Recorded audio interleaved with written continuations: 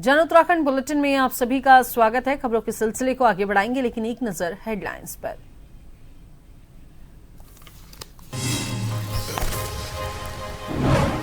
उत्तराखंड विधानसभा में सत्र के दूसरे दिन भी हंगामा। कांग्रेस विधायक पहुंचे वैल में। नियम 310 के तहत की चर्चा की मांग। भाजपा विधायक ने बताया हार की खींच, कार्यवाही अनिश्चितकाल के लिए स्थगित।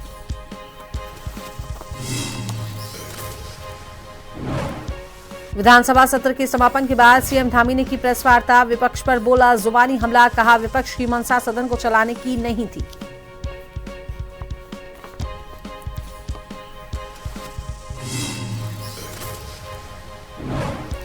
नैनीताल में भाजपा प्रत्याशी दीपा दरमवाल बनी जिला पंचायत अध्यक्ष। केवल एक वोट से मिली जीत। उपाध्यक्ष पद पर कांग्रेस की देवेक बिष्ट विजयी।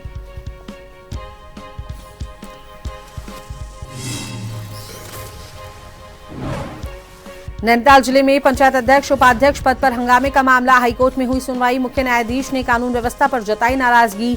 डीजीपी गृह सचिव तलब।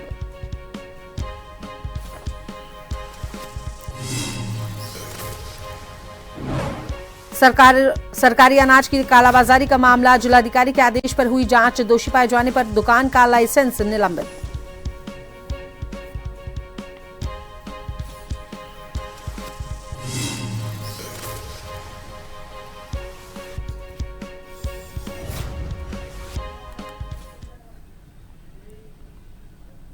तो चलिए बात कर लेते हैं खबरों पर विस्तार से। तो भराड़ीसैंण में विधानसभा सत्र का आगाज जो है, सत्र का आज समापन हो गया। समापन के बाद मुख्यमंत्री पुष्कर सिंह धामी ने एक प्रेस वार्ता की। इस प्रेस वार्ता में मुख्यमंत्री पुष्कर सिंह धामी ने विपक्ष पर जमकर हमला बोला। मुख्यमंत्री ने कहा कि वह चाहते थे कि सदन की कार्यवाही सुचारू रूप से चले और जनता के मुद्दों को उठाया जाए। साथ ही उन्होंने कहा कि वह चाहते थे कि जो भी विपक्ष के सवाल हैं उन पर सवालों का जवाब सरकार दे। साथ ही उन्होंने कहा कि सरकार सदन में कई महत्वपूर्ण विधेयक लाई थी जिस पर वह चाहती थी कि विपक्ष चर्चा करे और अपना सुझाव दे, लेकिन विपक्ष की मंशा बिल्कुल भी सदन को चलाने की नहीं थी और यही कारण रहा कि विपक्ष द्वारा लगातार सदन की कार्यवाही में व्यवधान डाला गया।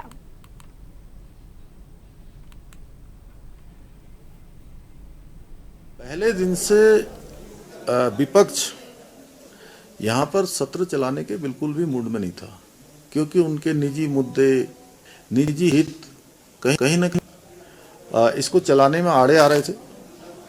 मैं विधानसभा अध्यक्ष जी की उनका भी मैं बहुत माननीय विधानसभा अध्यक्ष जी का भी मैं बहुत आभार व्यक्त करता हूं कि उन्होंने बहुत धैर्य का परिचय दिया।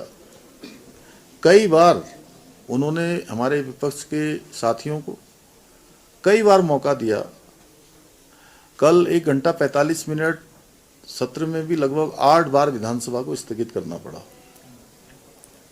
लेकिन फिर भी हमारा प्रयास था कि वो सब सत्र में आए, हम उनकी हर बात जो भी वो चर्चा करते और कोई सवाल करते तो उसका जवाब देते।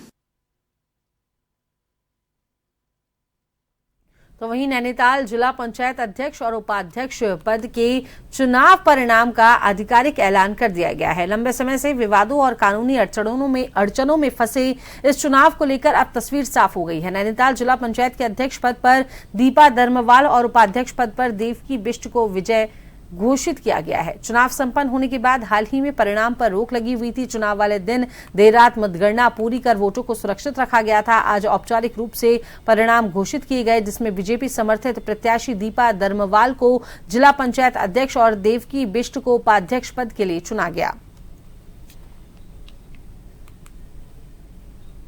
भारतीय जनता पार्टी की जीत है और माननीय पुष्कर धामी जी की जीत है और प्रदेश अध्यक्ष में अजय भट्ट जी की है और हमारे साथ जितनी मैं भट्ट जी की और प्रताप बिष्ट जी जो हमारे जिला अध्यक्ष हैं उनकी जीत है और मेरे संग जितने भी थे भारतीय जनता पार्टी के कार्यकर्ता। धन्यवाद करता हूँ कार्यकर्ताओं का, विधायक जी का, जिनने हमें यह सीट जिताकर हमारे युवा मुख्यमंत्री पुष्कर सिंह धामी जी के हाथों को मजबूत किया है और मोदी जी के हाथों को मजबूत किया है। और मैं तहे दिल से क्षेत्र की जनता और अपने पूरे प्रदेश के कार्यकर्ता को तहे दिल से धन्यवाद। भारतीय जनता पार्टी के कार्यकर्ताओं के सहयोग से और पूरे सभी लोगों के सहयोग से आज हम पुनः यहाँ पर भारतीय जनता पार्टी की सीट दोबारा से जिला पंचायत अध्यक्ष के रूप में मिली है हमें।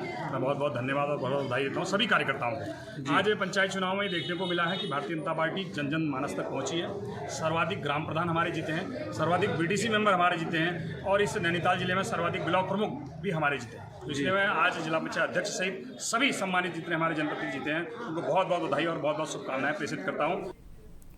नैनीताल में भारतीय जनता पार्टी द्वारा गोविंद बल्लभ पंत की मूर्ति के पास कांग्रेस सरकार का पुतला दहन किया गया। यह विरोध विधानसभा सत्र के दौरान कांग्रेस विधायकों द्वारा की गई तोड़फोड़, अराजकता, सरकार के संसाधनों के दुरुपयोग और सदन की कार्यवाही को बाधित करने के खिलाफ किया गया। इस दौरान भाजपा कार्यकर्ताओं ने कांग्रेस विरोधी नारे भी लगाए।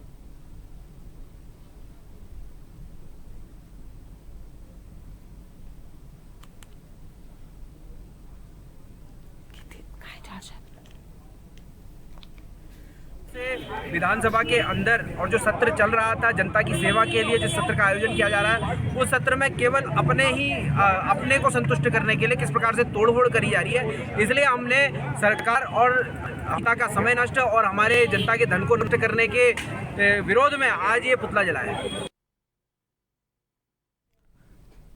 रुड़की के मंगलौर कोतवाली परिसर में आज स्वैच्छिक रूप से रक्तदान शिविर का आयोजन किया गया, जिसमें भारी संख्या में पुलिसकर्मियों सहित आमजनों ने भी इस कार्यक्रम में बढ़ चढ़कर हिस्सा लिया। इसी मौके पर वरिष्ठ समाजसेवी जमीर हसन और जीवन चैरिटेबल के डायरेक्टर अमित कुमार ने बताया कि इस रक्तदान शिविर में काफी लोगों ने बढ़ चढ़कर भाग लिया और जिससे ना जाने कितने लोगों की जान बचाई जा सकती है। रक्तदान महादान है और इससे सभी लोगों को हिस्सा इसमें लेना चाहिए।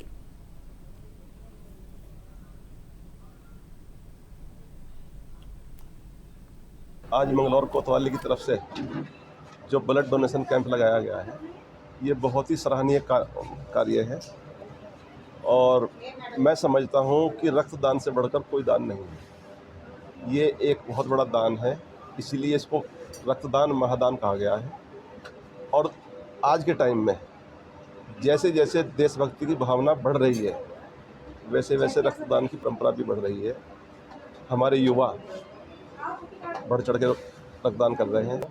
आज मंगलौर के कोतवाली परिसर में हमने ये ब्लड डोनेशन कैंप लगाया है और अच्छी मात्रा में काफ़ी संख्या में आए हैं सिपाहियों के पास समय नहीं होता, कितने बिजी शेड्यूल होता है सिपाहियों का।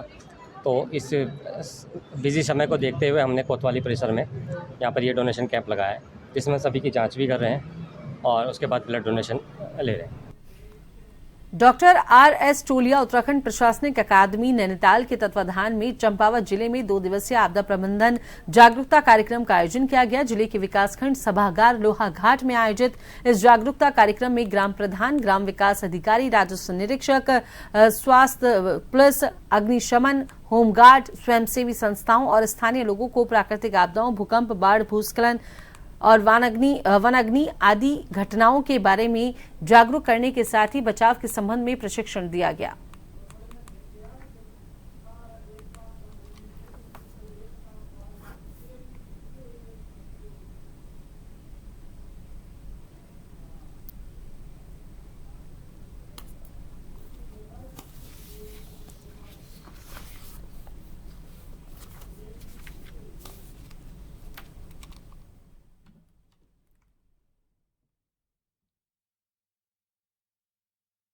कि किस तरीके से हम हादसों से बच सकते हैं अगर हमें किसी हादसे के बारे में जानकारी हो।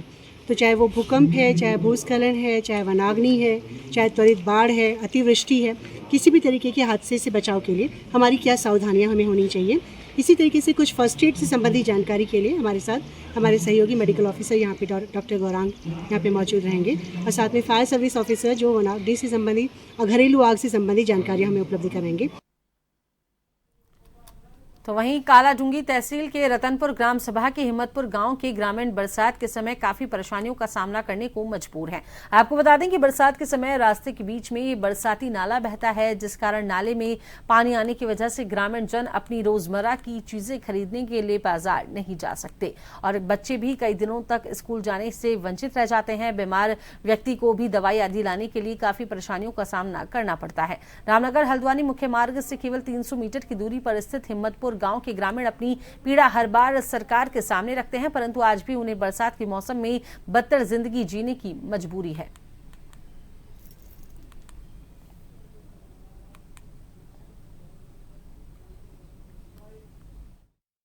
इसकी रस्सी बहुत ख़राब है। बरसात में हर संसाधन से हम परेशान हैं। पानी इतना आ रहा है इसमें, और स्कूल जाने में बच्चों को दिक्कतें हो रही हैं। हमें अन्य अपने साधन, जैसे मान लो कभी मार्केट से सामान लाना है या कोई मेडिकल सुविधा के लिए जाना है, तो इस तरीके से आप देखो बिल्कुल हमारा जीवन यापन ये सुरगम क्षेत्र होने के बाद भी, और नेशनल हाईवे से मात्र 200 मीटर नीचे है ये, और ये स्थिति है इस जगह की। आप देख सकते हो, मतलब ये सुरगम क्षेत्र में रहने के बाद भी हमें दुर्गम वाला एहसास हो रहा है, और इतनी परेशानी हो रही है जीवन यापन करने में, इसका ये समझो आप सभी लोग परेशान हो। 26 परिवार है यहाँ पे। बड़ी परेशानी हो गई। आज करीबन इतने वर्षों हो गए कि कभी इस रास्ते में बच्चों का आना जाना या कहीं मार्केटिंग करना, कभी भी किसी को कोई भी रात में परेशानी होती है, कहीं ले जाना, हर तरह की समस्याएं हमारे लिए बड़ी परेशानी का हल बन गया है। और हम लोग जाएं तो कौन से रास्ते जाएं बताइए। तो चलिए, वक्त तो चला है एक छोटे से ब्रेक का।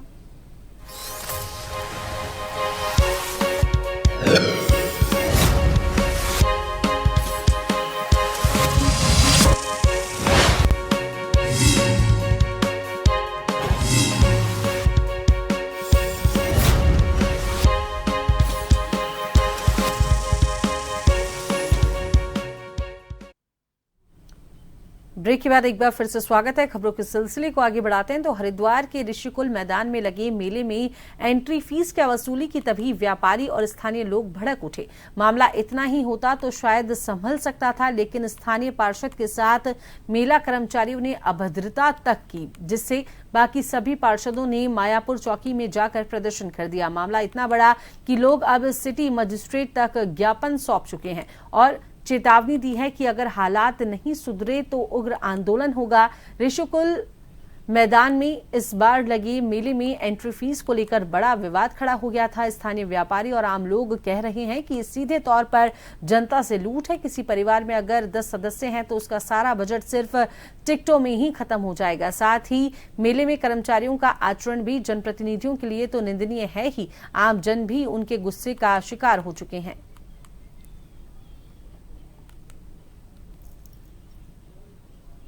वहाँ पे आप देख रहे होंगे ऋषिकुल मैदान से लगातार घटनाएं सुनने को मिल रही हैं। लगातार लोगों से बदतमीजी करी जा रही है, बदसलूकी करी जा रही है, अवैध लोग बोल रहे हैं ऐसा कि अवैध पैसे की वसूली भी करी जा रही है। और आज ही आपने देखा होगा कि हम लोगों ने, पूरे युवाओं ने जो है मिलके वहाँ पे धरना प्रदर्शन, कहते हैं कि हमारे मित्र हैं गुप्ता जी जो है, उनके साथ बदतमीजी करी गई। पार्षद भी हैं यहाँ से, व्यापारी नेता भी हैं। और मैं यही कहूँगा कि अगर चाहे वो ऋषिकुल का मैदान हो, चाहे हरिद्वार में किसी भी जगह में अगर इस प्रकार का कार्य चल रहा होगा, तो हरिद्वार का प्रत्येक युवा जो है आगे आके जो है उस पर ताला लगाने का कार्य करेगा। और लगातार वहाँ पर यही सुनने में मिल रहा है, डेली कभी किसी से मारपीट हो रही है, कभी किसी से पैसे की वसूली करी जा। तो वहीं लोहाघाट उपजिला चिकित्सालय की व्यवस्थाओं पर एक बार फिर से सवाल उठने लगे हैं। लोहाघाट उपजिला चिकित्सालय में आज बुधवार को दूर दूर क्षेत्रों से कई गर्भवती महिलाएं व मरीज अल्ट्रासाउंड कराने पहुंचे थे, पर लोहाघाट उपजिला चिकित्सालय के जनरेटर में आई तकनीकी खामी के चलते घंटों इंतजार के बाद कई गर्भवती महिलाएं व मरीज बिना अल्ट्रासाउंड कराए वापस अपने घरों को लौटे, जिस कारण महिलाओं व मरीजों ने काफी गुस्सा देखने को मिला। महिलाएं और जो मरीज थे काफी नाराज नजर आए। आज लाइट न होने से दिक्कत परेशानी बता रहे थे। जब जनरेटर चला तो थोड़ी देर जनरेटर की लाइट वहाँ पे चल रही थी, उसके बाद अल्ट्रासाउंड बड़ा करके हुए थे। उसके बाद यहाँ पे जनरेटर खराब बता रहे हैं कि टेक्निकल इशू के कारण यहाँ पे आज सभी 49 पार्टी लोहाघाट दूर दूर के पेशेंट, महिलाएँ, बुजुर्ग लोग आए थे, सब वापस जा रहे हैं। और मैं भी खुद पेशेंट था, मेरा भी बच्चे का इलाज होना था, लेकिन अभी बात की तो करेंगे जनरेटर खराब हो गया। बीते दिनों हनुमान पुलिया जगजीतपुर के समीप सरकारी अनाज की कालाबाजारी का मामला सामने आया था। इस प्रकरण को गंभीरता से लेते हुए जिलाधिकारी के आदेश पर जांच की गई। जांच में अनियमितताएं पाए जाने पर प्रशासन ने सख्त कार्रवाई करते हुए संबंधित सरकारी सस्ते गल्ले की दुकान का लाइसेंस रद्द कर दिया। आपको बता दें कि ARO खाद्यापूर्ति विभाग रवीश अनवाल ने जानकारी देते हुए बताया कि जांच में कालाबाजारी की पुष्टि हुई है। जिलाधिकारी के आदेश पर कार्रवाई करते हुए दुकान के लाइसेंस को निलंबित कर दिया गया है, उसे रद्द कर दिया गया है। में यह तथ्य सामने आया था जो शिकायतकर्ताओं द्वारा अवगत कराया गया था कि दुकान से कुछ राशन की कालाबाजारी की जा रही थी। प्राथमिक जांच जो जिलाधिकारी महोदय को प्रस्तुत की गई थी उसमें जिलाधिकारी के महोदय के आदेश से दुकान को वर्तमान में निलंबित कर दिया गया और फर्दर जांच के आदेश जिलाधिकारी महोदय द्वारा कर दिए गए। तो चलिए हम नजर डाल लेते हैं हेडलाइंस पर।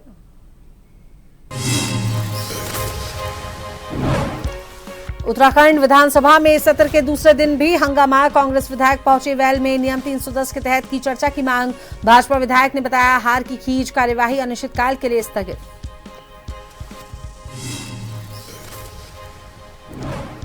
विधानसभा सत्र के समापन के बाद सीएम धामी ने की प्रेस वार्ता। विपक्ष पर बोला जुबानी हमला, कहा विपक्ष की मंशा सदन को चलाने की नहीं थी।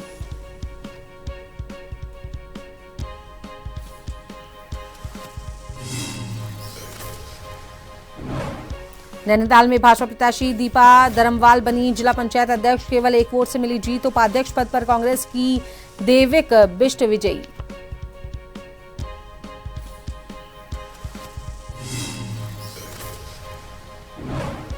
नैनीताल जिले में पंचायत अध्यक्ष उपाध्यक्ष पद पर हंगामे का मामला। हाईकोर्ट में हुई सुनवाई। मुख्य न्यायाधीश ने कानून व्यवस्था पर जताई नाराजगी। डीजीपी गृह सचिव तलब।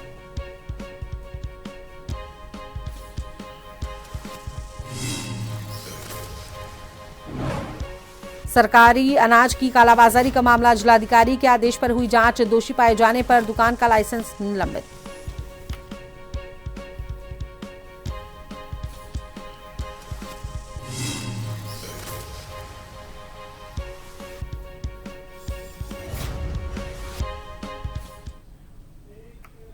तो वहीं जन उत्तराखंड बुलेटिन में फिलहाल के लिए इतना ही। बने रहिए जन टीवी के साथ। नमस्कार।